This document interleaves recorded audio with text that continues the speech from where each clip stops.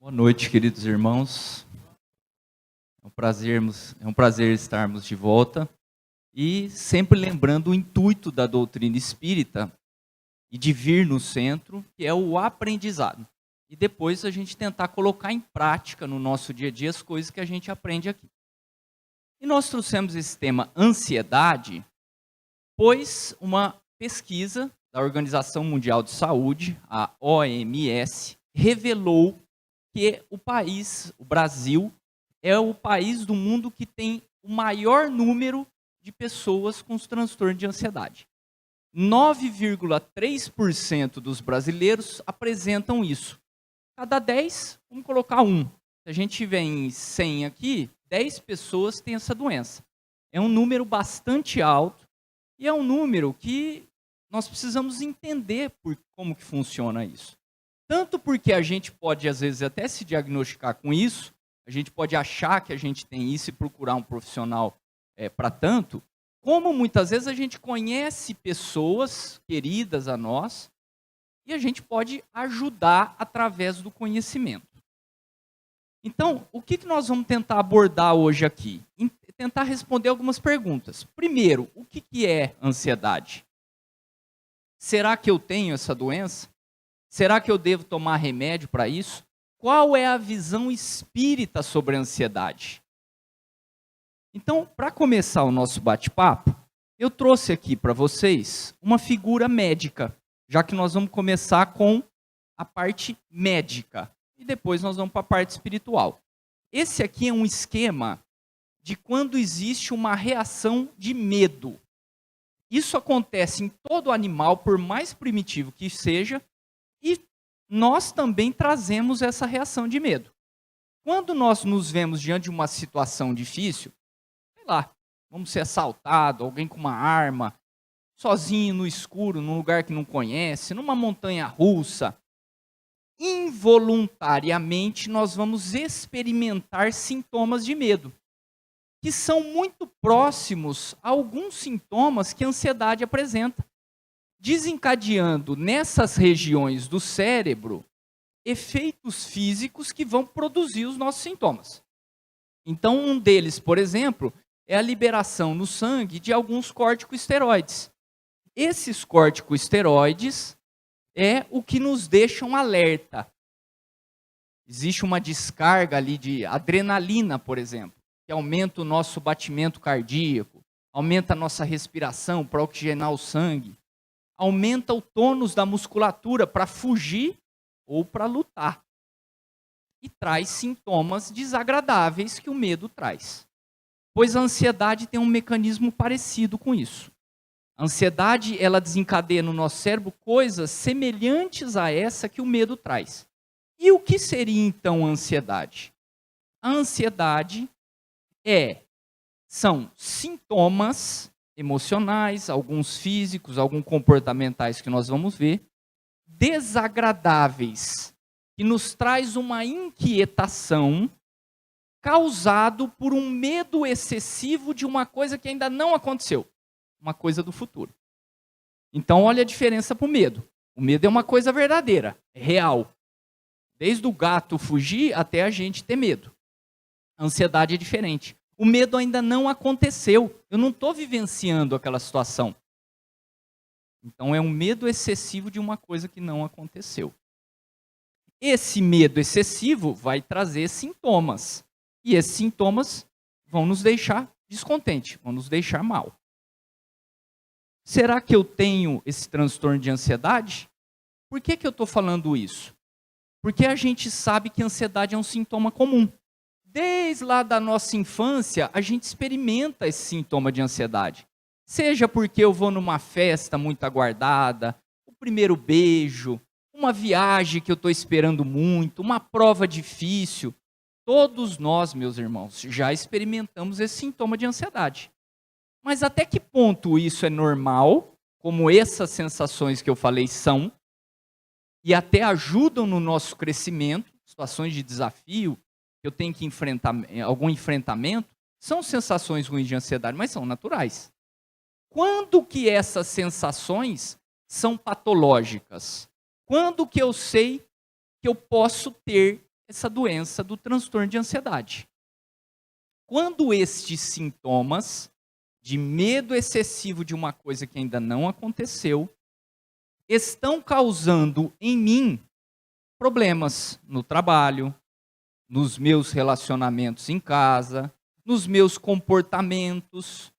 Quando esses sintomas me trazem mal-estar físico muito grande, impedem que eu desenvolva a minha vida normal. E quando esses sintomas são muito frequentes. Uma ansiedade ou outra, vez em quando, com alguma coisa, é comum. Agora, experimentar isso sem um motivo aparente e frequente, prejudicando a minha situação, pode ser que eu tenha essa doença. E aí eu preciso procurar um profissional médico, psicólogo, que vá me ajudar a fazer o diagnóstico dessa doença. O que a medicina fala para a gente a respeito dessa doença? A medicina fala assim: por causas genéticas, eu trago na minha herança genética, nos meus cromossomos, por causa de fatores comportamentais, o jeito que eu encaro a vida, e por causa de fatores ambientais, existe de fato, provado, comprovado, atestado pela ciência, uma alteração de neurotransmissores do cérebro, que são substâncias que regulam o funcionamento do meu cérebro. Uma vez que esses neurotransmissores, que agem em diversas áreas do cérebro, no hipotálamo, no hipocampo, no lobo frontal, no sistema límbico como um todo, estão desreguladas, eu perdendo a modulação dessas áreas, eu vou experimentar sintomas da ansiedade. Então, sim, a ansiedade não é uma coisa só da mente, ela é também uma coisa física. A medicina já comprovou isso através de diversos estudos. Uma vez que a medicina comprovou que a ansiedade tem alteração física, quando que eu devo usar medicação para ansiedade? Será que eu devo usar medicação para ansiedade?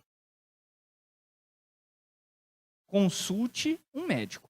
Nós não vamos aqui falar que, pelo entendimento, o Rogério falou lá no centro que eu tenho isso, eu apresento esse sintoma, então eu vou pegar a sertralina da minha mãe e vou começar a tomar. Não façam isso. Não peguem a fluoxetina que a vizinha parou de tomar. Não é isso. Consulte um médico. Tá? Mas, de uma maneira geral, a medicação é usada nos casos em que o paciente está se prejudicando com isso. Quando esses sintomas estão muito aflorados e outros tratamentos não farmacológicos não estão surtindo efeito, estou fazendo a psicóloga, a acupuntura, estou dormindo bem, estou me alimentando corretamente, e mesmo assim os sintomas estão me prejudicando, talvez seja o caso de usar a medicação. E o espiritismo e a ciência compartilham de uma reciprocidade complexa.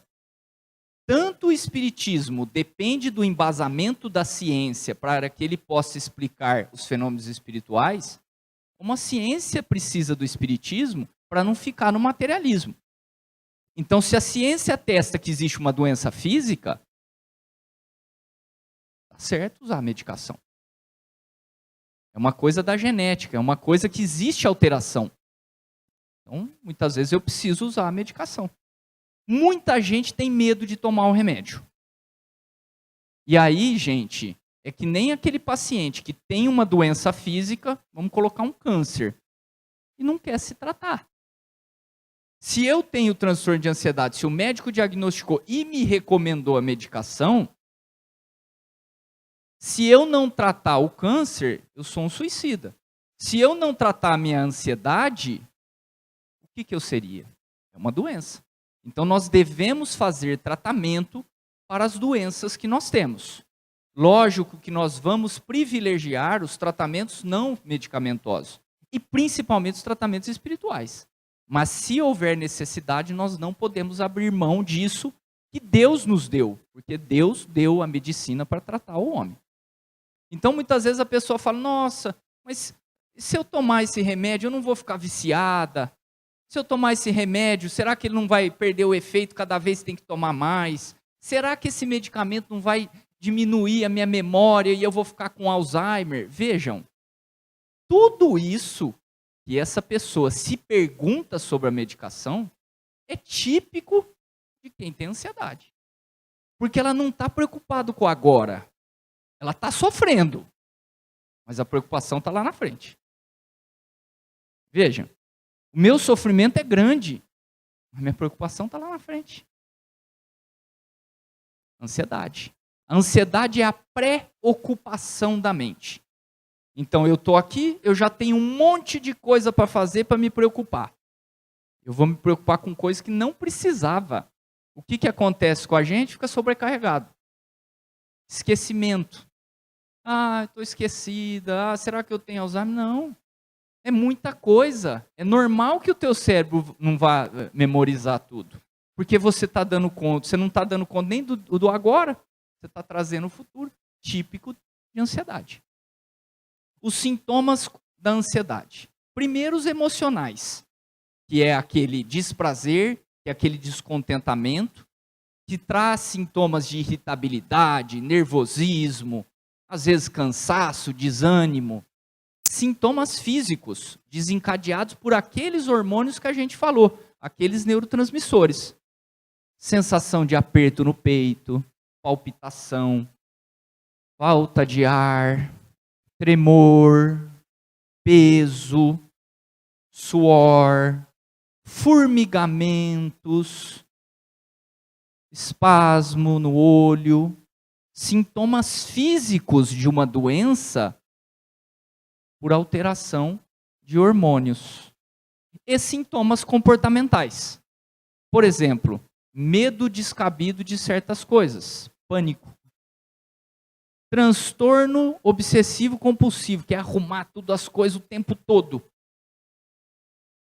Alterações, muitas vezes, relacionadas ao comportamento com fobias, medo de sair de casa, de conviver. Isso tudo pode estar atrapalhando a sua vida e o seu crescimento espiritual. Então, o tratamento médico vai ajudar nessas questões. Então, para resumir, a ansiedade é uma doença que pode ser diagnosticada pelo médico e, em algumas vezes, nós vamos precisar da medicação como parte do tratamento. A medicação não vai curar a maioria dos casos, mas ela é parte do tratamento para que a pessoa, como nós vamos ver na parte espiritual, se cure e tenha condição de continuar a sua vida. Meus irmãos, para a gente falar da parte espiritual, eu trouxe aqui uma coisa que é fundamental que a gente entenda, que é essa passagem de Jesus, lá em Mateus, no capítulo 5, e em João, no capítulo 14. Portanto, sede perfeitos, assim como o vosso Pai Celeste é perfeito. Vós sois deuses. O que Jesus traz para a gente aqui? A necessidade absoluta que a gente evolua. Se um dia a gente pode chegar a ser deuses, não Deus, mas espíritos perfeitos, e hoje eu vejo a situação crítica que eu tenho uma certeza, eu preciso evoluir. Para evoluirmos, nós precisamos melhorar o nosso comportamento moral, ser pessoas melhores, boas e deixar de lado a maldade. E o desenvolvimento intelectual, que é o aprendizado e o desenvolvimento do cérebro.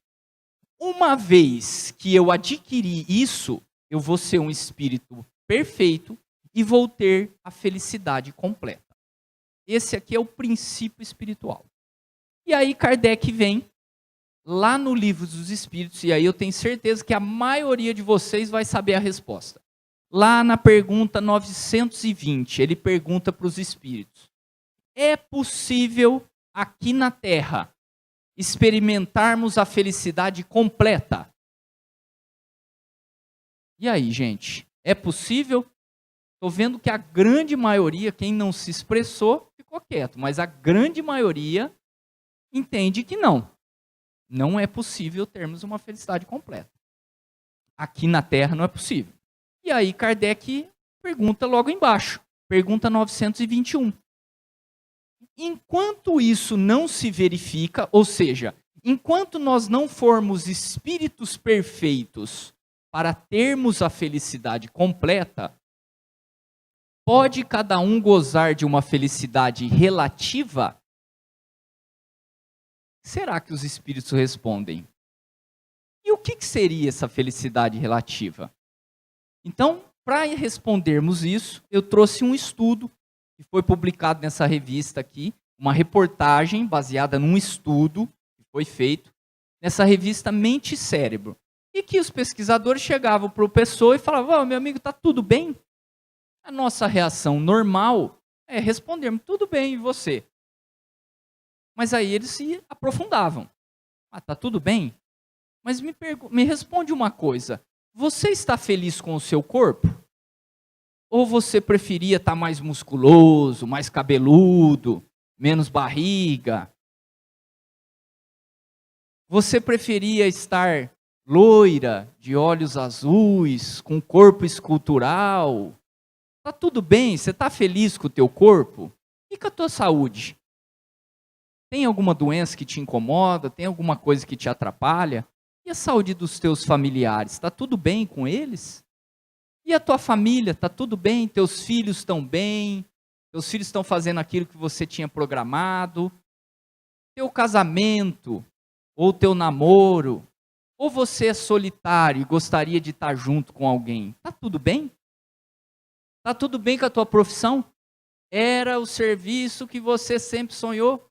Está recebendo bem? Está feliz? Não precisa ter aumento?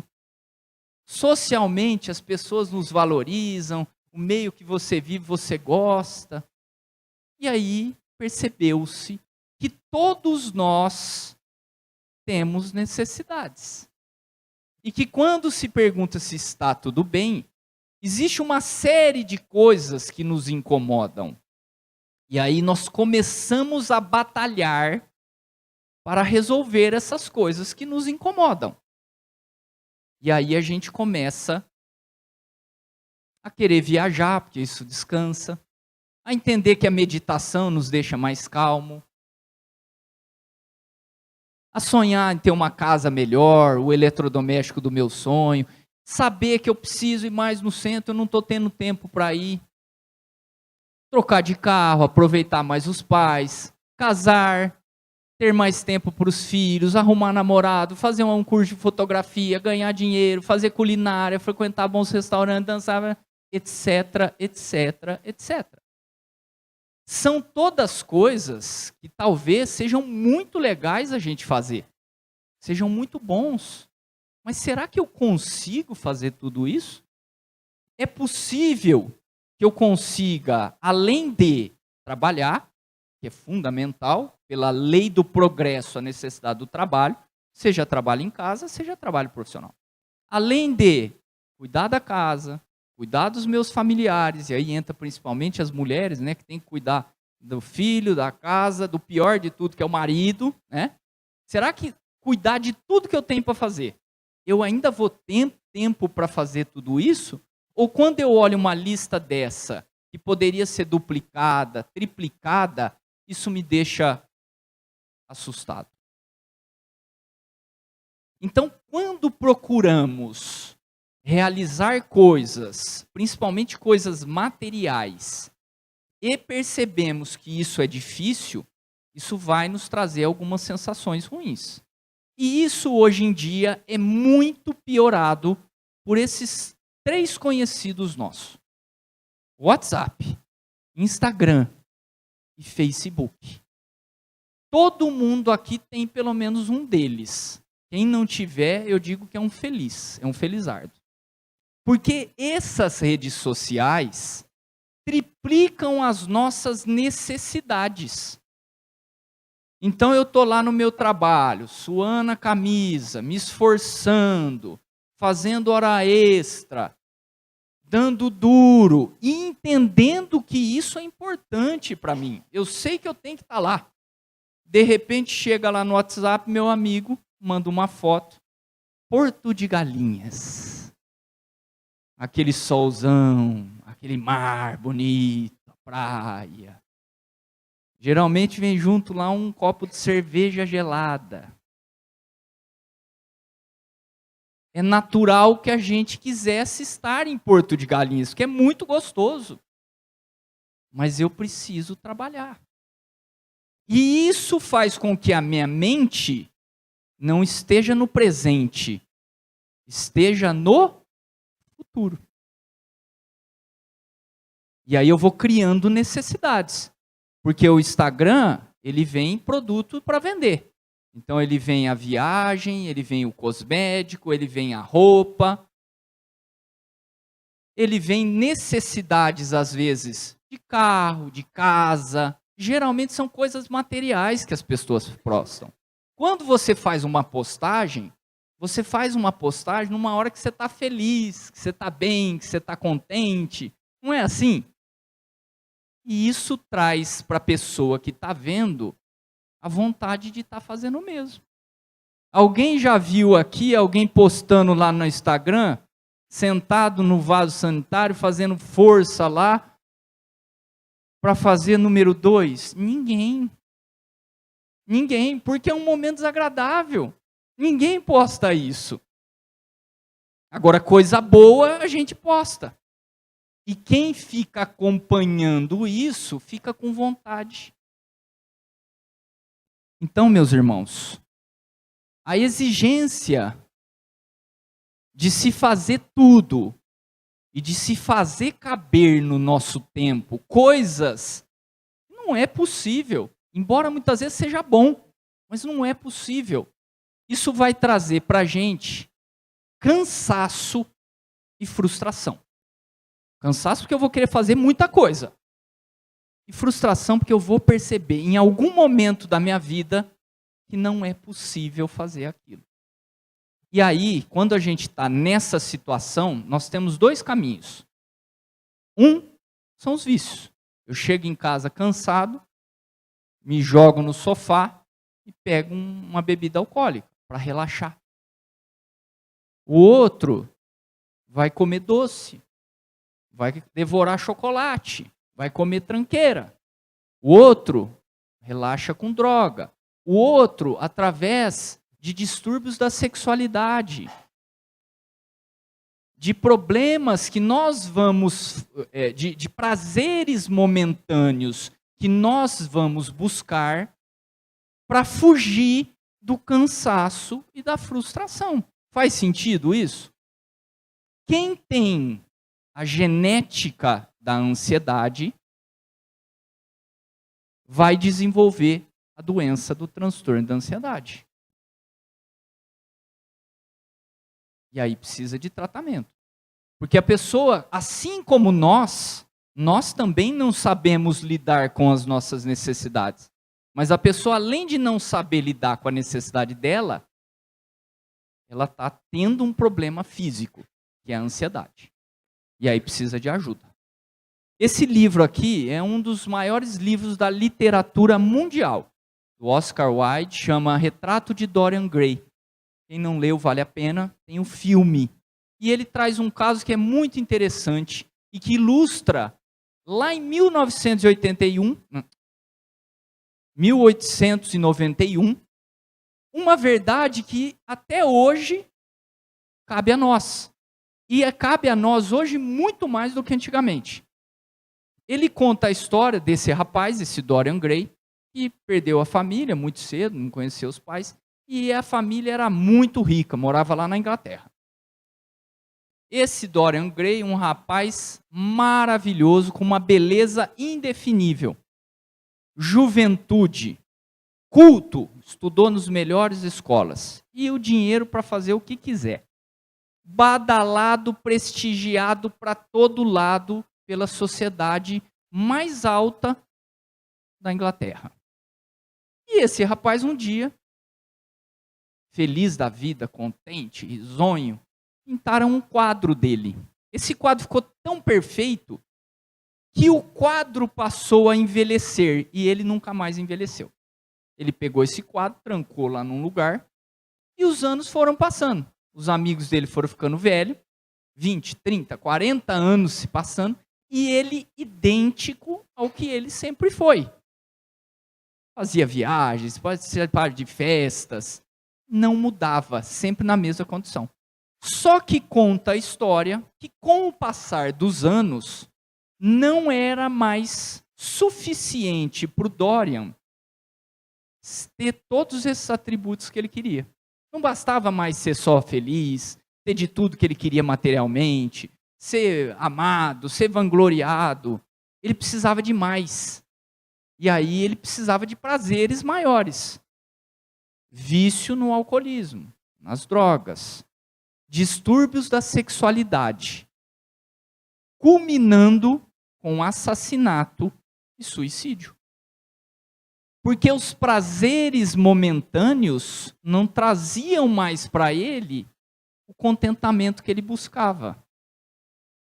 Na nossa sociedade, meus irmãos, vale muito mais ter do que ser. Ter a posse material, ter o título, ter a melhor profissão, ter o reconhecimento dos outros, e nós vamos buscando cada vez mais isso. Eu sou um produto, e eu quero ser o melhor produto, porque as pessoas valorizam isso. Então eu me esforço para ser o melhor produto. Fisicamente é o fortão da academia, a mulher que faz todos aqueles procedimentos de embelezamento, porque é o que a sociedade está exigindo. É o excesso que nós temos que correr atrás para que a gente se contente. Se eu não for o melhor produto, eu estou triste. É por isso que nós corremos atrás disso. Então, quando Kardec pergunta aos espíritos, pode o homem gozar da felicidade relativa? Os espíritos são categóricos em dizer, é um estado de bem-estar passageiro, temporário, é um prazer. Então, o que a gente entende de felicidade relativa, para Deus, para Jesus, para os espíritos que fizeram a codificação com Kardec, espíritos superiores, é uma besteira. Porque não é essa a verdade. Tudo isso que a gente está procurando no exterior, não é o que a gente precisa para a gente. A procura em excesso destes prazeres pode levar à frustração e à ansiedade. Qual a visão espírita da ansiedade? Vamos ver se a gente entende, porque o espiritismo é entendimento. O espiritismo é uma ciência, é explicação. O espírito, ele traz a sua condição moral. Espíritos milenares já passaram muito mais tempo que nós, estão num estágio evolutivo diferente. Tiveram outras experiências, já estão lá no estágio evolutivo diferente.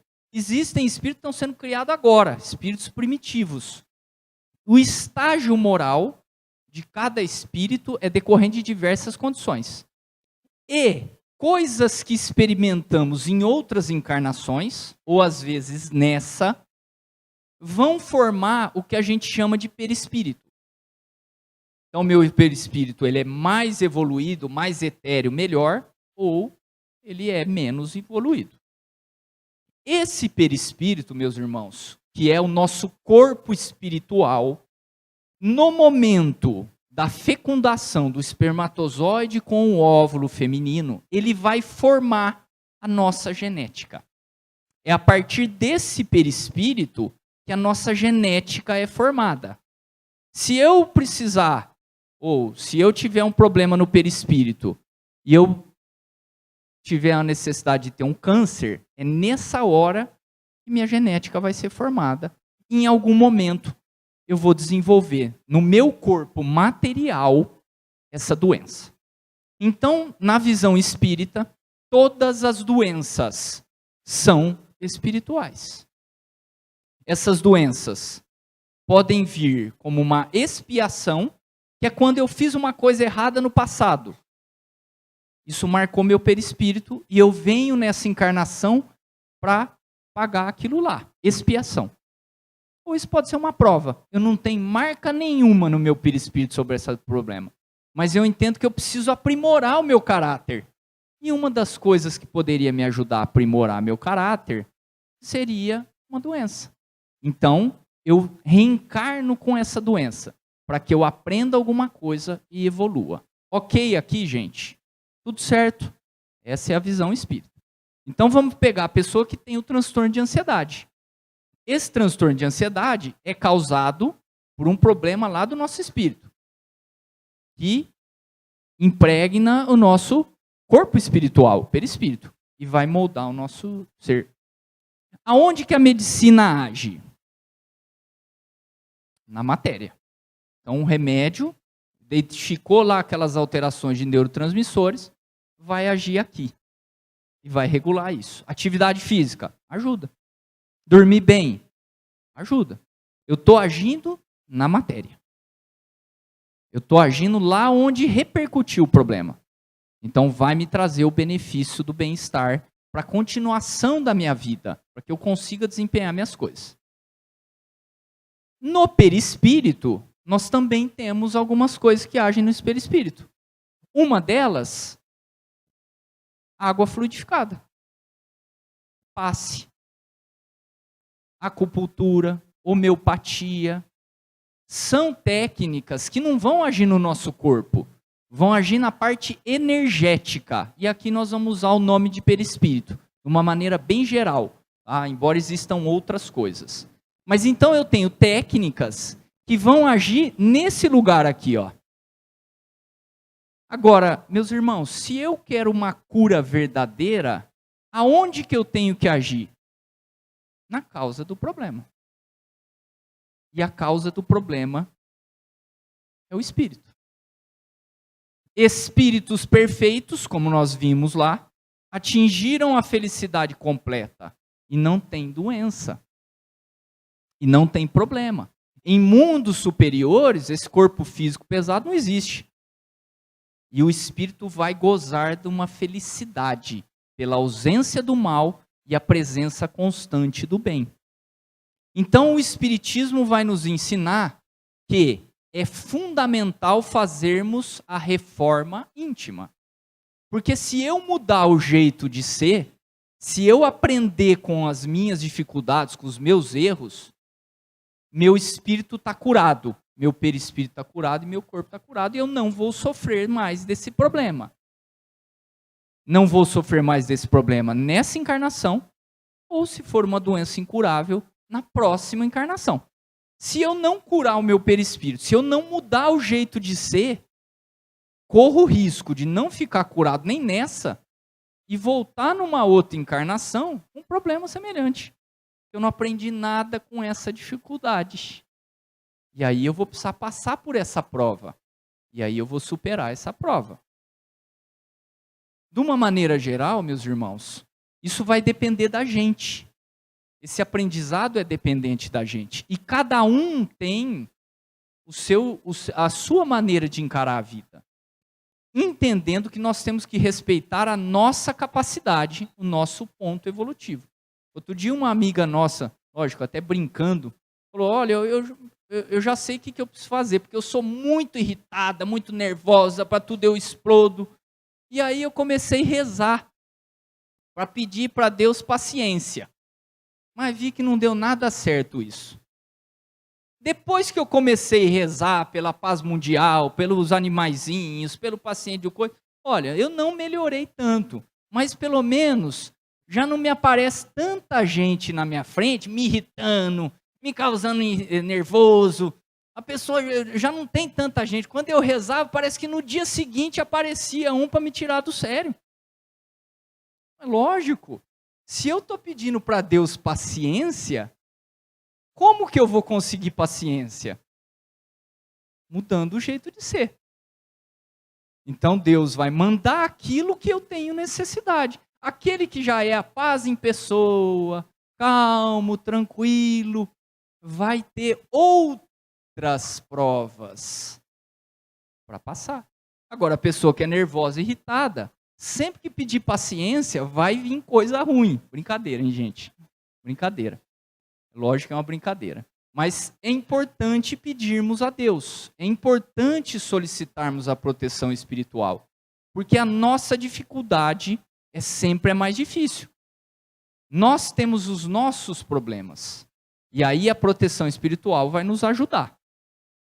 Uma vez que eu tive lá no passado um problema, e que eu tenho que recuperar isso nessa encarnação, e eu mudo as minhas atitudes, e eu me torno uma pessoa melhor, eu estou já curando.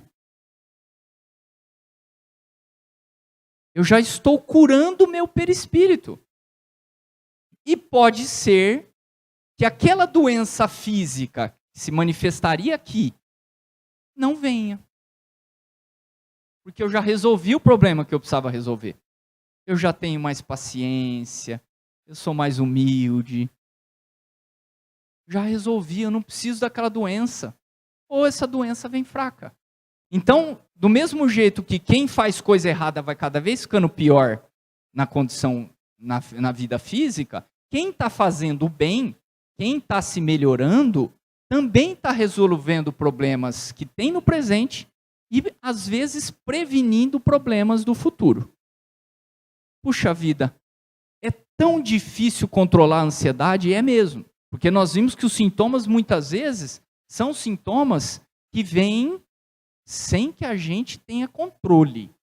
Os sintomas da ansiedade, muitas vezes, são involuntários. E o que eu tenho que fazer para mudar isso? A reforma íntima. Puxa, mas reforma íntima é tão difícil mudar o jeito de ser. Concordo. Aí vem Jesus. Jesus fala para a gente e dá um recado para todos que são ansiosos. Esse daqui, gente, é o campo de visão de uma pessoa normal. Esse outro é o campo de visão de uma pessoa ansiosa. Eu estou aqui, mas estou preocupado que meu filho está em São Paulo, que ele está correndo risco, que é perigoso, ou que a minha mãe está doente, que está no hospital, ou eu estou preocupado porque o meu emprego não está bem, eu tenho medo do meu patrão me mandar embora, ou estou preocupado que a minha esposa está me traindo. Alguma dessas coisas está acontecendo? Está. Dentro da nossa cabeça.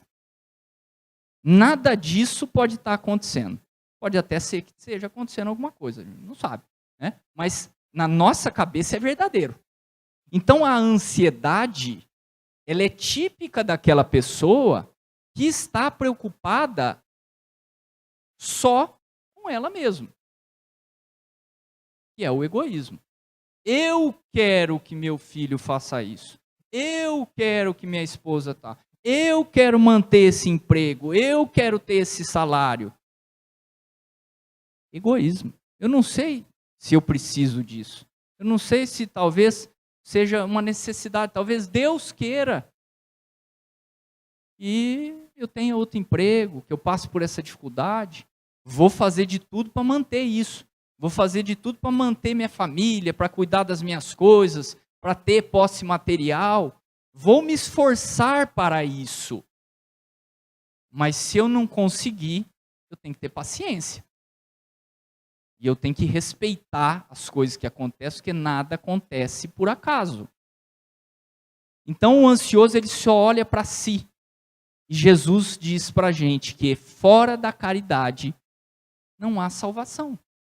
Então uma maneira fácil da gente ajudar a sair do quadro de ansiedade, já que a reforma íntima é difícil, é progressiva, é lenta, é nós ajudarmos o próximo.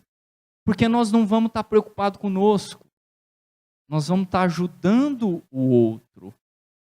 Nós estamos deixando o egoísmo que nos domina. Nós estamos deixando de lado o orgulho, que é quando a gente quer que as pessoas nos vejam bem, que sejamos os melhores, que sejamos aceitos. Nada disso Jesus se fez. Nada disso Jesus ensinou. Jesus se humilhava. Jesus só pensava no próximo. A partir do momento que a gente faz a caridade, nós estamos deixando de olhar para dentro de nós e estamos caminhando a passos largos ao nosso aprimoramento espiritual. Muito obrigado a todos pela atenção e boa noite.